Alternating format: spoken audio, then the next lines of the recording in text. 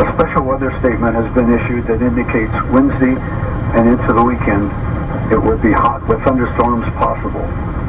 Most areas will see low to moderate heat risks for sensitive people. Do not leave children or animals in a vehicle even for short periods. Lightning, fire, wind, heavy rain, small hail, flash floods, and rapid temperature drops are possible. Fire restrictions are in effect in most areas.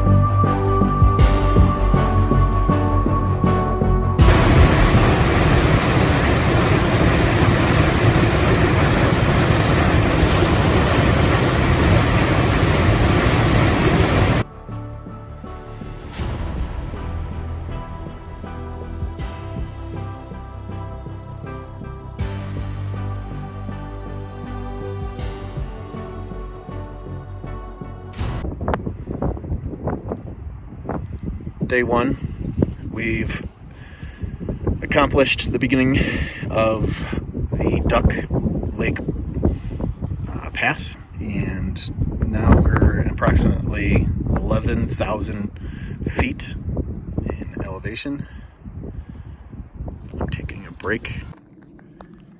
I think this looks like a magical spot. So, update, we have found our campsite on day one. We have put our bear cans 100 yards away from our campsite. Joe?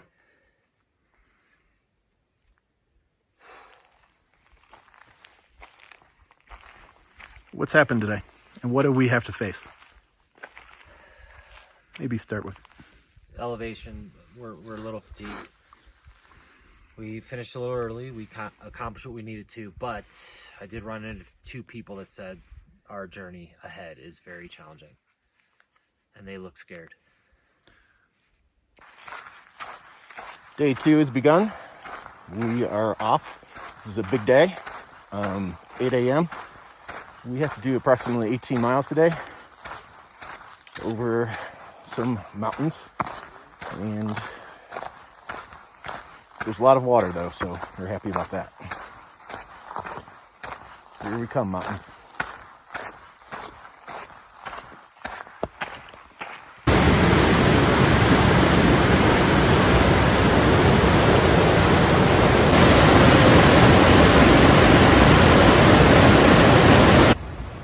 Joe, we're in day two. Can you tell me about what we should expect today? We will encounter lots of bugs. We've seen people on the trail that are concerned about bugs. They look like they've been eaten alive. And then we are climbing Silver Pass, which is very large. And then back down and then up something else. And it's 18 miles pretty much. A beauty though. Thank you.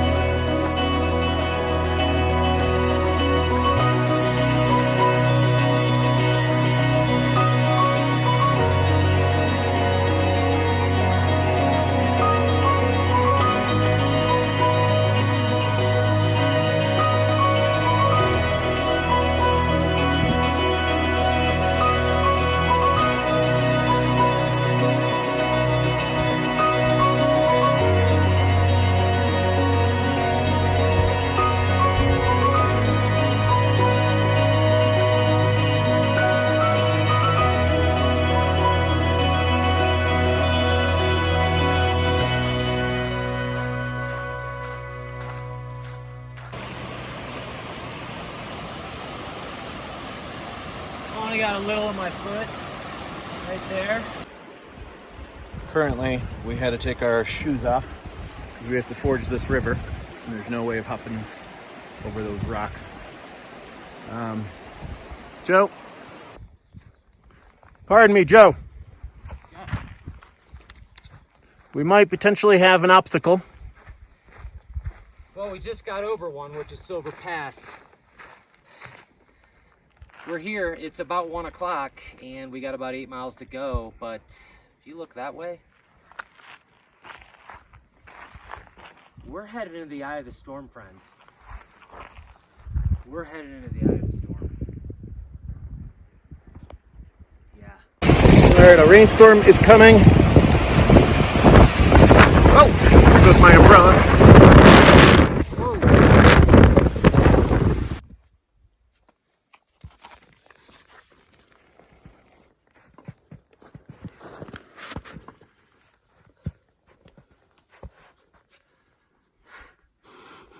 What is going on?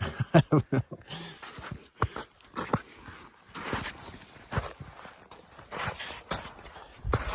This is hard videoing. When you're hiking on snow, you have to be careful because you could fall into like a 4-foot hole if you're walking on rocks.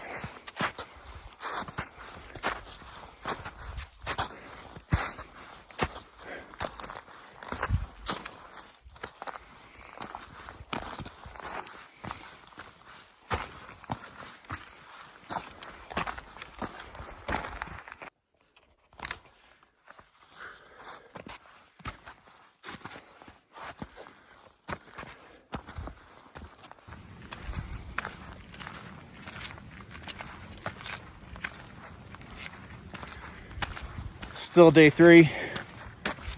Joe and I are exhausted. We're going on what hour, Joe? Almost 6. 6 hours of hiking? Oh, no, more than that. Of hiking? Yeah. It's 8 a.m. 12 hours. 10 hours. That's crazy. As you can tell, the altitude is getting to us, but it's truly beautiful. Feels like we're on a different planet.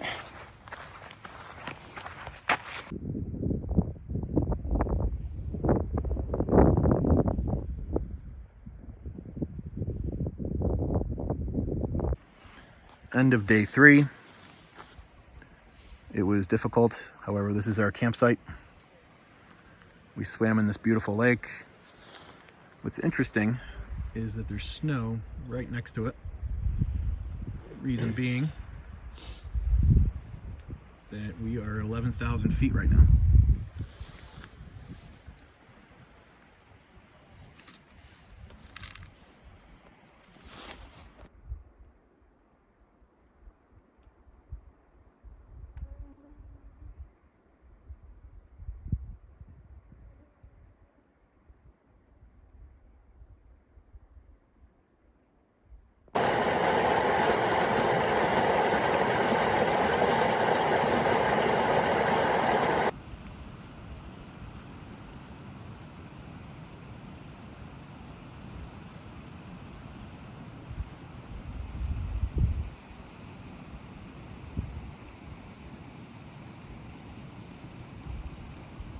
Still day 4. Just got our resupplies. Our backpacks weigh a lot right now. The hiking right now is not that difficult. However, it feels like we're hiking through the Sierra Desert. The heat is unbelievable. Joe, how are you feeling? I feel like I am a zombie. It's walking on the sun. To give you an idea how big the trees are here, if you look at this dead tree that's coming up.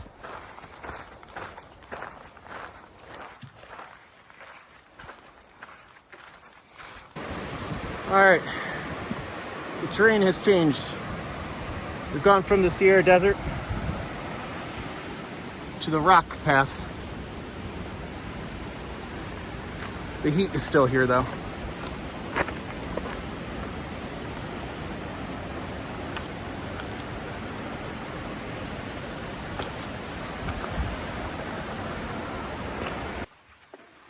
terrain has changed again. It's gone from all the boulders to pine trees, and looks like Ewoks live here.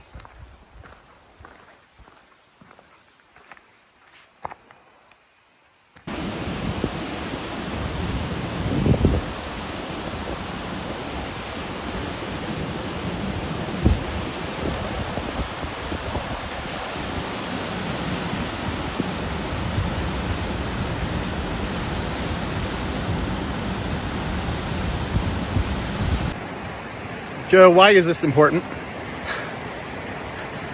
So bears don't get into our food. But what's the problem we're running into from...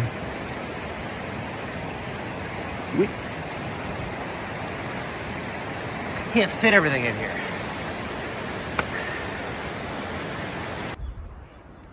Day 5. We're currently climbing the John Muir Pass. Elevation is getting to us.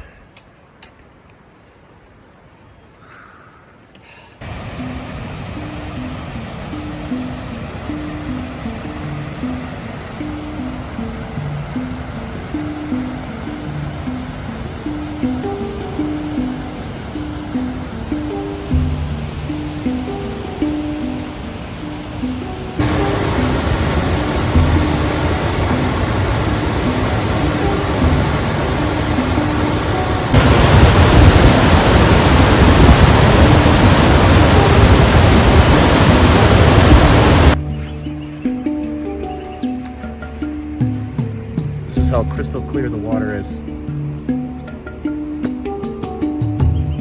It's about 5 feet deep.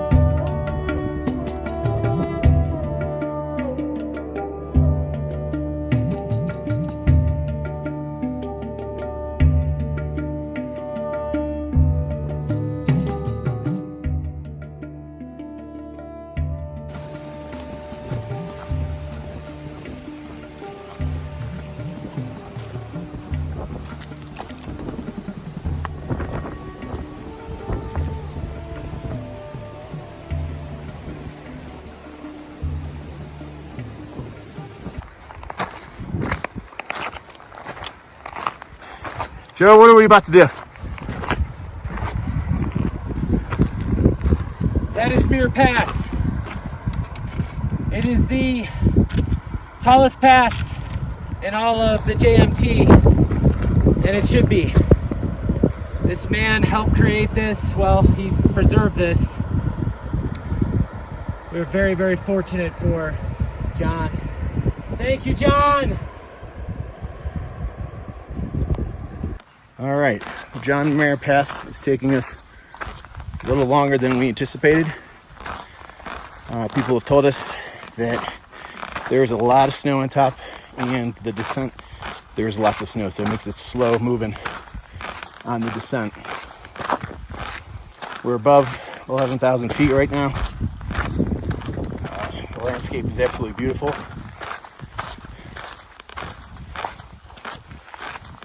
Hello, Joe.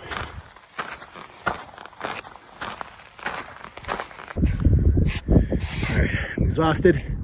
John Muir's hut is up there in the top. hiking through snow to get there. Is that behind me?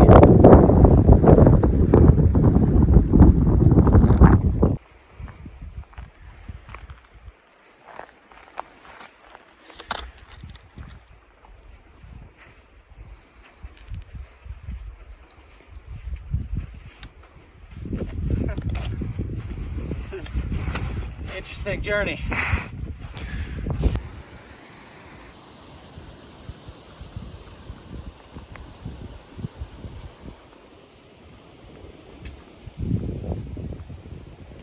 The thing about walking through the snow is once you step in it, you could fall 3 feet down to other jagged rocks, which is not pleasant. Joe? Here we are at the Muir Hut, and in 1930, the Sierra Club constructed this in memory of John Muir. All right, we're currently inside the John Muir Hut. This is what hikers use when the weather gets too severe and they need to camp out. And it was hard to get here, but well worth it. All the beautiful lakes that are up here in high elevation are all thanked by melting snow.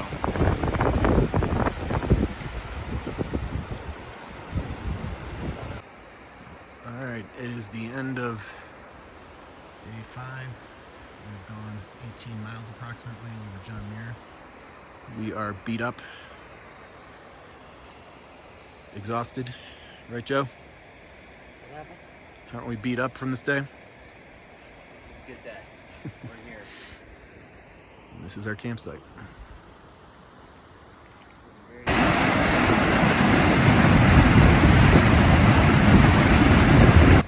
So here's the mama. And she's worried about her little baby over here. This is the grouse bird. Dang cute. No worries, I'm not gonna hurt her.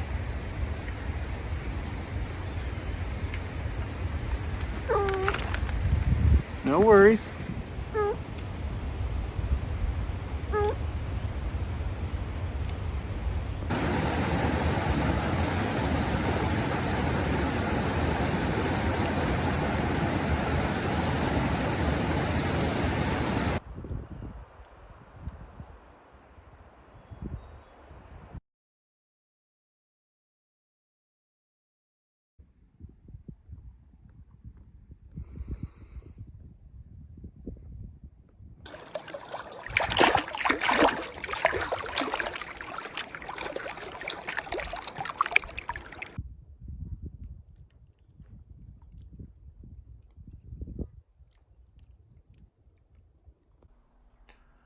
Let's take a moment to pause the video and to discuss how we met our new friend, Eric.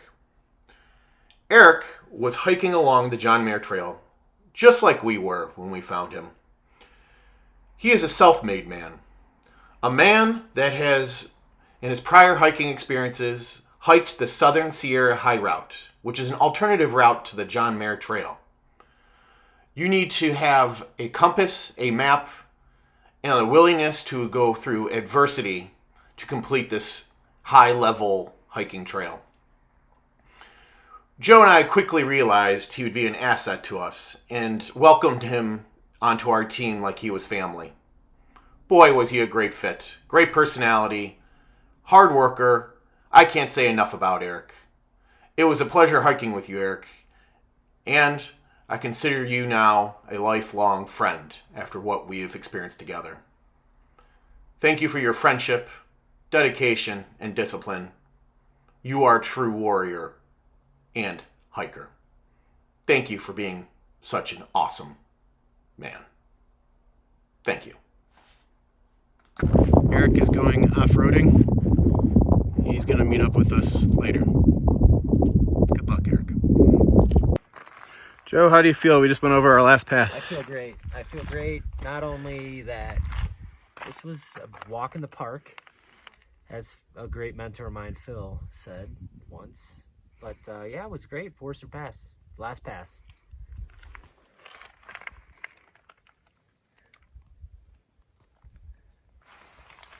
And this is what it looks like on top. Oh, flowers. Oh, the flowers, yeah. And that's our buddy Eric down there. He's coming. Mother Nature was calling. Day 10. We are trying to find a campsite. It looks like we're in the middle of nowhere, like a different planet. Joe's currently over in that direction looking for a site that has trees, so we're not exposed.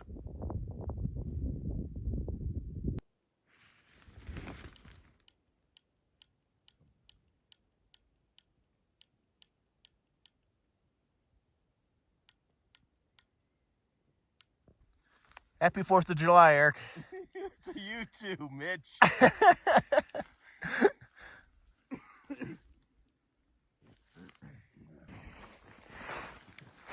Pardon me, Eric. Can you explain to the audience what happens to your appetite in high altitude? Well, you pretty much have to force yourself to eat. Which is odd for how much energy we... It is very odd considering we have been hiking uphill for nearly half the day today. Yeah, and you have to force yourself to eat because of the high altitude makes your appetite suppressed, which is odd. All right, that is Mount Whitney. It is the tallest mountain in the United States, in the southern 49 states. Mount McKinley in Alaska is the only mountain that's bigger. It is 14,850 feet approximately. And we are summiting Mount Whitney tomorrow, or tonight, in the dark, so we can watch the sun rise. Day 11, this is our base camp, preparing to ascend Mount Whitney. Joe, what time are we leaving? We are leaving probably 1 o'clock. I think we'd get out on the trail. 1 That a.m.? leaves us with 4 hours to get up. Plenty of time. The only thing that we're anticipating is extreme cold weather. We're gonna have some tea. We're gonna cuddle at the top. And yeah, we got. It's gonna be great. It will be nice.